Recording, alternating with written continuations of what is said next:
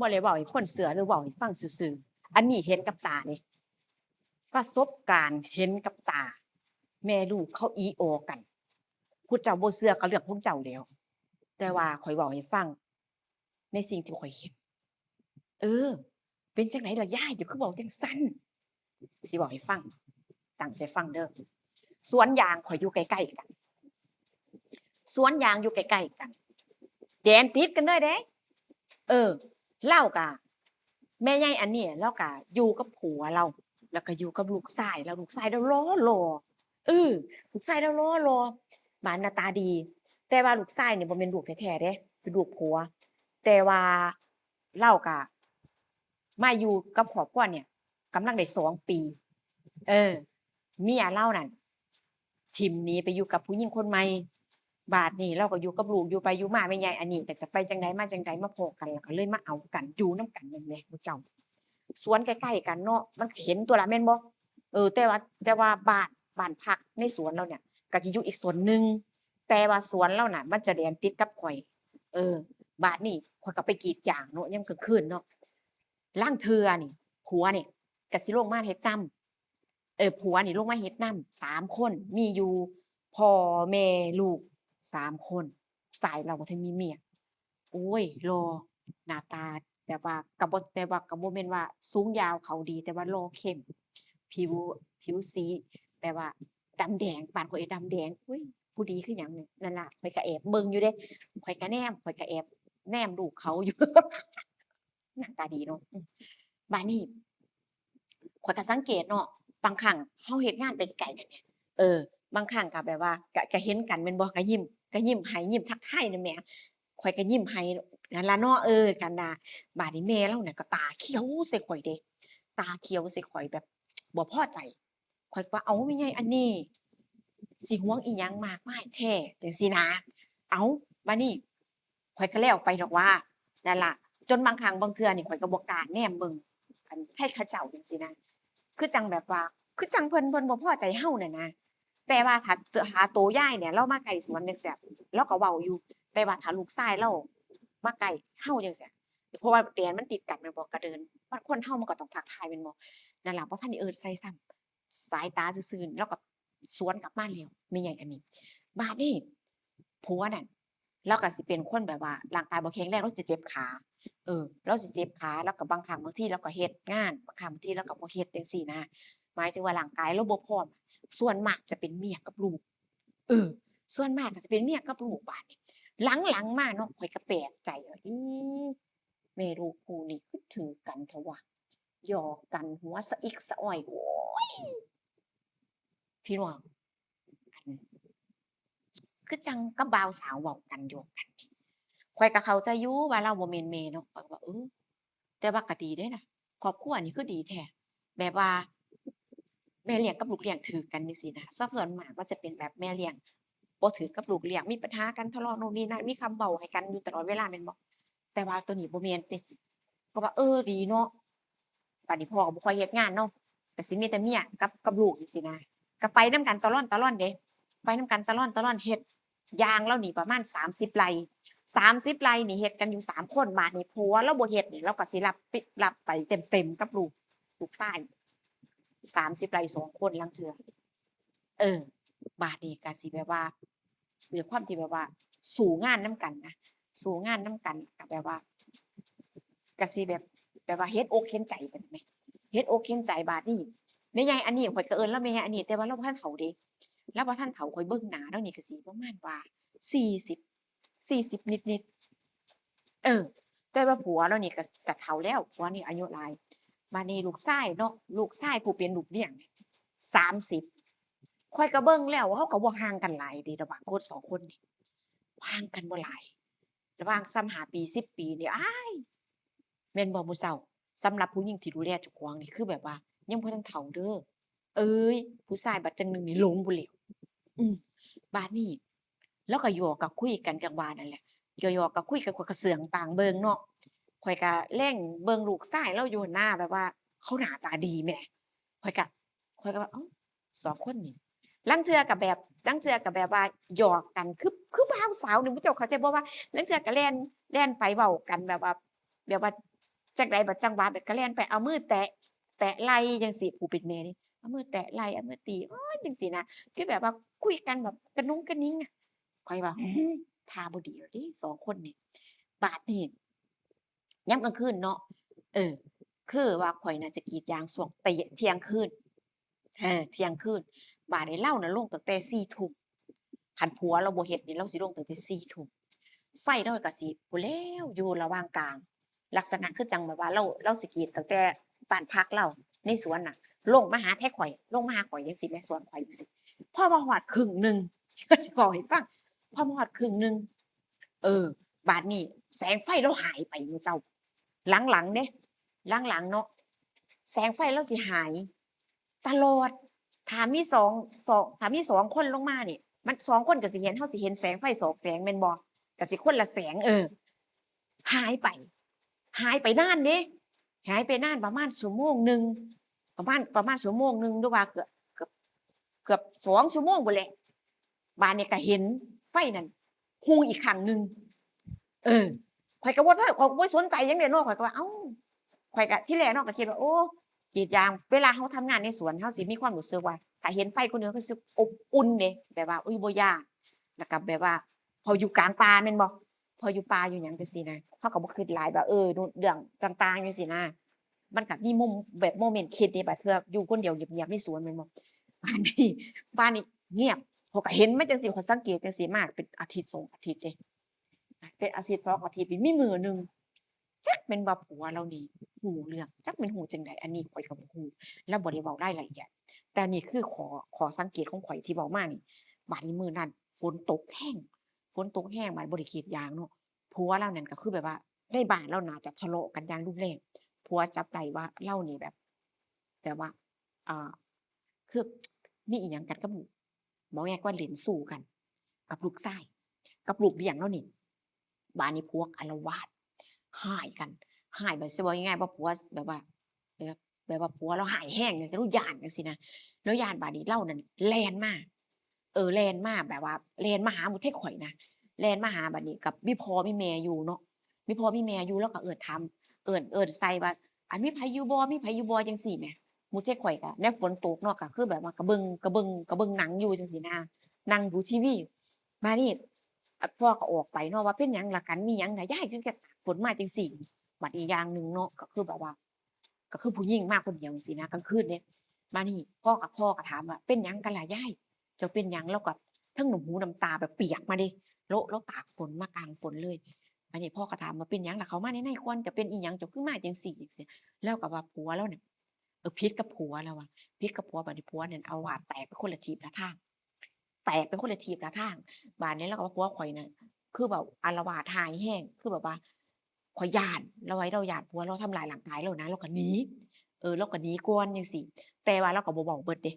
บัดนี้เลาก็ว่าอันเจ้าไปส่งข้อยแหน่ ไปส่งหาบ้านของคนที่เรารู้จักไปส่งตรงนี้แล้วก็ว่าพ่อก็บอกว่าอุ๊ยข้อยบ่กล้าเด้ยายข้อยบ่กล้าแล้วกลางค่ำกลางคืนผู้เดียวคันซั้นก็เอาเมียเจ้าไปนำคือว่าไปส่งข้อยแหน่จังซี้นะบัดนี้เขามีปัญหากันเนาะเขามีปัญหากันครอบครัวจังซี้พ่อก็เลยปฏิเสธบัดนี้เราก็สิเครียดอยู่เดะแม่ใหญ่อันนี้บัดพ่อก็ปฏิเสธว่าบ่ได้ไปดอกยายอันถ้าว่าอิหยังจั่งใดก็อยู่นี่ล่ะเออ ขาว่าคนหลายๆจังซี้คันแม่นเรานำมาตามมาจังซี้เราก็บ่กล้าเฮ็ดหยังดอกเออบัดนี้เราบ่อยู่แล้วว่าบ่ได้ข้อยย้านแรงเราว่าเราก็ไปกลางฝนเดะเดินแบบเดินตามทางแต่ว่าเราบ่มีไฟไปกับความมืดนะฝนก็ตกบาดนี้เราก็ไปพ่อก็ว่าอุ๊ยบ่กล้าไปส่งเพราะว่าเขามีปัญหากันอีกอย่างหนึ่งเดี๋ยวเขาก็สิหาว่าอีหยังแบบเป็นใจอีหยังนู่นนี่นั่นกับลูกกับเมียเขาอีกแม่นบ่พ่อก็เลยแบบบ่กล้าน่ะนะ มานี่สักพักใหญ่ๆเดะสักพักใหญ่ๆเนาะคือก็ประมาณ2ชั่วโมงผัวนำมาเดะบัดนี้นำมาแล้วก็มาเอิ้นซะอีกเลาว่าเห็นเมียข้อยบ่เลาว่าอันพ่อก็ออกไปเบิ่งอีกแล้วพ่อก็ว่าเลามานี่แหละเลาว่าให้ไปส่งเรือนไผสักคนหนึ่งข้อยบ่รู้จักแต่ว่าข้อยบ่ได้ไปก็เลยปฏิเสธแล้วเราก็เดินไปเดินไปตามถนนนี่แหละแล้วว่าเป็นอิหยังกันล่ะคือมาไปจังซี้ คือพ่อก็ถามก็สิมองว่าเสือกเรื่องเขาเฮ็ดกับแม่นเดะบางคนก็นั่งฟังเนาะก็เราก็เราก็เข้ามาในบ้านจังซี้เราก็ว่า สิจัดการมันแล้วว่ามันทำตัวบ่ดีมันทำซัวแล้วว่ามันเล่นสู้มันเล่นกับลูกชายข้อยมักลูกชายก็บ่ฮู้ว่ามันไปไสอีผู้เป็นเมียเนี่ยมันก็ไปอีกทางหนึ่งแล้วอะเออเลานั่นว่าเราเห็นเพิ่นเนี่ยไปหาเขาแล้วว่าเขาไปหาลูกแล้วอยู่ในห้องเขาไปหาลูกชายคือโตเรานั่นเข้าห้องน้ำแล้วไปอาบน้ำบาดนี้จักแม่นจั่งใดแบบแบบว่าสิอดบ่ได้หรือสิแบบว่าอิหยังจั่งใดจั่งเขาไปหากันซึ่งผัวก็อยู่ในบ้านเดะก็แปลกแล้วบัดนี้ผัวออกมาแล้วว่าข้อยออกมาก็มาเห็นว่าเมียเนี่ยเขาไปห้องลูกแล้ววันนั้นเขาไปพ้อเราก็บอกว่าเขาไปพ้ออยู่ในห้องเพิ่นกำลังกอดกำลังหอมกำลังแบบว่าอ่ากอดรัดฟัดเหวี่ยงกันนะบัดนี้เราไปพ้อกวนแล้วว่าเลาก็เสียงดังโวยวายขึ้นแล้วว่าข้อยสิบ่เอามันไว้แล้วว่าข้อยสิบ่เอามันไว้หมู่เจ้าเรื่องจริงเดะเออก็มีหลาย FC ที่ถามข้อยว่า เป็นหยังคือมาเว้ามันเป็นเรื่องน่าอายข้อยสิถามหมู่เจ้าคืนว่ามันอายอิหยังเป็นหยังสิเป็นเรื่องน่าอายหมู่เจ้าฟังซื่อๆเนี่ยคนที่เขาเฮ็ดเขายังบ่อายข้อยก็เป็นคนเว้าซื่อๆนั่นน่ะจักก็ฟังไปซื่อๆมันเป็นหยังคือต้องอายมันเป็นเรื่องธรรมชาติของชีวิตของคนถ้าแม่นว่าเขาอายเขาสิเฮ็ดซั้นบ่ผู้เขาเฮ็ดนั่นน่ะบ่อึดข้อยสิเว้าให้เจ้าฟังจั่งซี้ล่ะบัดนี้เข้ากับเรื่องกันต่อ ผัวเลาก็เล่าไปเนาะว่าข้อยก็อาละวาดมักลูกชายนี่ก็โดนไป3-4บาทแล้วว่าจักแม่นมันไปไสผู้เป็นเมียเนี่ยเอาบ่ทันเพิ่นแล่นกวนแล่นออกจากบ้านเลยแต่ว่าข้อยก็เห็นแบบว่าคือแบบว่าเลาห่มเสือเลาใส่เสือตัวใหญ่แต่ว่าเลาก็สิมีผ้าถุงอีกผืนหนึ่งแบบว่าคล้ายๆแบบผู้หญิงเขานุ่งนั่นหมู่เจ้าเห็นบ่เขาเรียกว่าอิหยังก็นุ่งแบบจุกอกแบบว่าป้ายรัดเอิกเนี่ยนะแต่ว่าเลาใส่เสื้อข้างในจังซี้นะ ก็เห็นอยู่ว่าอ้าวเป็นหยังคือสิฟ้าวแท้เป็นหยังคือบ่แต่งตัวให้เรียบร้อยเราใส่ผ้าถุงเดะบัดนี้เราเปียกฝนบัดนี้เราก็ย่างเลยจังซี้นะตอนเมียเรามานี่บัดนี้เราว่าอีเมียนี่มันไปเร็วเราว่าเอาบ่ทันข้อยนำเดี๋ยวนี้ข้อยนำถ้าข้อยพ้อนี่ข้อยสิจัดหนักเราก็ว่าข้อยสิจัดหนักมันอาจจะบ่มีโอกาสพู้นเดะเราว่าบ่มีโอกาสได้หายใจเดะเราความที่ว่าเราโมโหในลูกผู้ชายเนาะบัดนี้เราว่าความที่แบบว่าคือเมียนี่เนาะ ก็มาอยู่นำกันในระยะ2ปีกับ3ปีแล้วว่าอยู่กันมาข้อยก็ว่าเมียเขาว่าดีขยันช่วยกันทำมาหากินแล้วก็ที่สำคัญคือข้อยก็บ่ได้สังเกตเลาว่าก็ยอมรับว่าข้อยนี่บ่แข็งแรงคือเห็นนั่นล่ะบางเทื่อเลาก็เฮ็ดงานแม่นอยู่บางเทื่อเลาก็ไม่ลงไปเฮ็ดงานบางเทื่อเลาก็บ่ได้เฮ็ดจังซี้แหมหลักๆก็สิเป็นลูกชายนี่จะเฮ็ดตลอดแล้วก็กับแม่เลี้ยงบาดแล้วข้อยก็เชื่อใจเนาะเออก็คือว่า เมียก็คือเมียข้อยก็เป็นแม่ลูกแม่นบ่ล่ะด้วยความที่เคารพนับถือกันข้อยบ่คิดว่ามันสิเฮ็ดแบบนี้มันชั่วอีหลีเลาอะข้อยเว้าด้วยเราเว้าด้วยความโมโหนี่เดะแล้วก็สิเสียงแข็งแหน่แต่ว่าข้อยก็สิเว้าบ่คือเรานะแต่ว่าก็เอาเว้าส่ำนี้ก็พอแล้วเนาะบัดนี้เลาว่าข้อยสิไปนำอีกก่อนข้อยสิไปนำอีกก่อนไปนำเมียเดะแล้วเลานั่นขับรถเลานั่นขับรถแต่เมียนั่นเดิน บาดนี้คนขับรถกับคนเดินนี่เนาะถ้าเกิดว่าได้ยินเสียงรถเลาก็สิดีสิแบบว่าสิแอบอะเลาบ่เห็นเราหรอกบอกง่ายๆซะเลาก็ไปพ่อว่าใจเย็นๆเด้อพ่อก็บอกว่าใจเย็นๆเด้อค่อยเว้าค่อยจากันจั่งใดเรื่องมันก็ได้เกิดขึ้นแล้วความผิดพลาดแม่นว่าเราสิเฮ็ดหยังลงไปจังซี้มันก็บ่สามารถที่จะไปเปลี่ยนแปลงอิหยังได้จังซี้นะพ่อก็ว่าให้เจ้าใจเย็นๆอันหลักก็คือว่าคือแบบว่าให้มีสติให้มากๆจังซี้นะ แล้วก็ยกมือไหว้พร้อมเดะแล้วยกมือไหว้แบบว่าเราซึ้งใจบ่คืออิหยังของเราแบบว่าคือก็ปลอบใจเราเนาะว่าใจเย็นๆคนหนึ่งก็เป็นลูกจังซี้นะคนหนึ่งก็เป็นเมียก็คือก็เข้าใจเราอยู่เดะว่าอุ๊ยน่าเห็นใจอะนะเราก็บึงรถออกไปเงียบแต่ว่าหลังจากนั้นก็เห็นเราอยู่ผู้เดียวเห็นเราอยู่ผู้เดียวลูกนี่ก็บ่เห็นกลับมาเดะ ก็บ่แน่ใจเดะเพราะว่าพ่อเนาะก็บ่กล้าไปถามว่าลูกเจ้าไปไสเมียเจ้าอยู่จังได๋ตอนนี้ไผก็บ่กล้าได้แม่นบ่แล้วคันเราบ่เว้าให้ฟังแต่ว่าเราก็อยู่คนเดียวลูกก็บ่เห็นเมียก็บ่เห็นบ่แน่ใจว่าเมียกับลูกนี่หนีไปอยู่นำกันบ่อิหยังจังได๋ก็บ่ฮู้แต่ว่าเราน่ะอยู่สวนนั้นคนเดียวแล้วบัดนี้ก็อยู่ได้บ่โดนอยู่ได้บ่โดนประมาณ2 เดือนเราก็เฮ็ดงานเดะแต่ว่าเราสิเฮ็ดบ่แล้วบางเทื่อก็ได้ครึ่งเดียวบางเทื่อก็บ่ถึงครึ่งแต่ว่าแบบว่าทำงานแบบหมุนเวียน หมุนเวียนเพราะว่ากำลังคนเดียวเดะบัดนี้เรายอมแพ้เจ้าของสวนเรานั่นก็หาคนใหม่เข้ามาเราว่าอ่าเราก็บอกว่าให้เอาคนใหม่เข้ามาซะผมบ่ไหวเราว่าผมสิไปหางานใหม่เฮ็ดเฒ่าแก่ก็ดีเฒ่าแก่แบบเห็นใจเรานะแบบว่าครอบครัวแบบต้องมีปัญหาแตกแยกกันบัดนี้เฒ่าแก่ว่าอันคิดดีแล้วใช่ไหมเราว่าจังซี้นะเหมือนมื้อเราสิไปเราก็มาหาเดะก็มันเราว่าเฒ่าแก่ก็ถามผมว่า คิดดีแล้วใช่ไหมเท่าแก่ไม่ว่าอะไรนะทำไปถ้าไหวก็เอาเท่าที่ไหวถ้าไม่ไหวก็พักคือแบบว่าอยู่กับเราหลายปีแบบเราก็ฮักนั่นล่ะเราก็แบบว่าเห็นใจนำแต่บัดนี้เราว่าผมคิดดีแล้วเราว่าผมไปบ่รอดปวดขาเราว่าสิไปหางานหยังที่แบบว่าพอเฮ็ดได้ที่แบบว่าบ่ต้องเดินมากเราว่านะบัดนี้เราก็หนีไป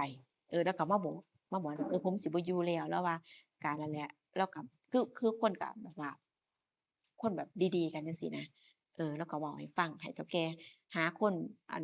มาอยู่แล้วว่าเจ้ามีญาติพี่น้องบ่ก็ลองไปถามมึงเด้อยางเพราะว่ายางเราว่ายางดียางออกเฒ่าแก่ก็ดีกับลูกน้องนี่บ่เคยร้ายบ่เคยเว้าเออบัดนี้คือแบบว่าเจ้าของเนาะคือยางของผู้นี่50ไร่อยู่นำกัน3คนคือกันเดะมีพ่อแม่แล้วก็มีโตผู้เนาะตอนนั้นตอนนั้นก็โอ๊ยกำลังเป็นสาวแต่ว่าเว้าให้ฟังนี่คือเว้าเดี๋ยวนี้มันก็คือเรื่องใหม่แม่นบ่ มันก็คือเรื่องใหม่ๆเพิ่งจะเกิดขึ้นจังซี้แหมความแต่ว่าตอนที่เป็นสาวเนี่ยบ่แม่นตอนนี้เดะตอนนั้นยาง50ไร่มีผู้มีแม่แล้วก็มีพ่อแล้วก็คือเว้าง่ายๆว่า50ไร่เนี่ยก็เฮ็ดได้เพราะว่าทุกคนร่างกายแบบว่าแข็งแรงพร้อมกันจังซี้นะพร้อมกันแต่ว่าก็ลงตั้งแต่4ทุ่มลงแต่เที่ยงคืนคันมื้อใดบ่เมื่อยพ่อแม่เพิ่นก็พาลง4ทุ่มแต่มื้อใดข้อยเมื่อยเพิ่นก็ว่าพักผ่อนลงสักเที่ยงคืน แล้วแต่จังหวะจังซี้แหมหมู่เจ้านั่นล่ะเรื่องราวนี่ก็ประมาณนี้มีหลายคนเดะข้อยเอาเรื่องจังซี้อย่างเช่นว่าลูกเลี้ยงกับแม่เลี้ยงเนี่ยเออแบบว่าแอบกันเป็นชู้กันเออเวลาข้อยเว้ามันก็มีหลายคลิปอยู่คนก็สิว่าเอามาเว้าหยังน่าอับอายเรื่องแบบนี้ข้อยถามว่ามันน่าอับอายอิหยังหมู่เจ้าฟังซื่อๆคนที่เขาเล่นกันคนที่เขามีน่ะคนเขาไปเฮ็ดอิหยังกันน่ะเขายังบ่อาย ข้อยก็เอามาเว้าซื่อๆก็ฟังไปเท่านั้นตั่วว่าเรื่องราวมันเป็นเขตอิหยังก็แค่นั้นแม่นบ่หมู่เจ้าข้อยบ่เข้าใจข้อยบ่เข้าใจนำคนฟังนี่แหมแต่ว่าก็บ่เป็นหยังมันเป็นความคิดมุมมองของแต่ละคนสามารถคอมเมนต์มาเว้ามาคุยกันได้ว่าพวกเจ้ามีความรู้สึกจั่งใดกับเรื่องราวที่ข้อยเอามาเว้าให้ฟังข้อยบ่ได้ข้อยก็บ่เครียดข้อยบ่ได้ว่าผู้ใดเดะพี่น้องข้อยก็บ่ได้ว่าแต่ว่าข้อยก็บ่เข้าใจว่าเป็นหยังหมู่เจ้าอายอิหยังหมู่เจ้าฟังนั่นเจ้าอายอิหยังคนที่เขาเฮ็ด น่ะเขายังบ่อายเอออ้าวเว้าซื่อๆดอกเรื่องราวนี้ก็จบลงแล้วนะคะค่ะดูว่าพูดสิมีเรื่องหยังมาเว้าให้ฟังอีกคลิปหน้านะคะสำหรับคลิปนี้ไปแล้วนะคะสวัสดีค่ะ